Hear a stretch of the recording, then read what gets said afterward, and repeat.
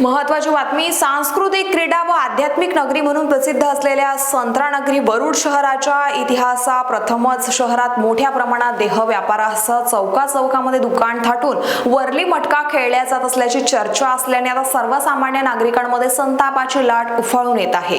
कायदा व सुव्यवस्थेचा प्रश्न निर्माण होण्याची शक्यता नाकारता येत नाही. याकडे पोलीस प्रशासनाचे गांभीर्यपूर्वक लक्ष देऊन तातडीने कठोर कारवाई करावी आणि हे अवैध धंदे त्वरित बंद करण्याची मागणी सर्वसामान्य नागरिकांमधून मोठ्या प्रमाणात आता केली जात आहे.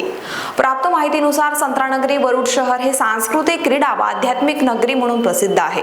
येथे मोठ्या प्रमाणामध्ये शहरातील सर्वसामान्य नागरिकांमध्ये एक संतापाची लाट पाहायला मिळते आहे.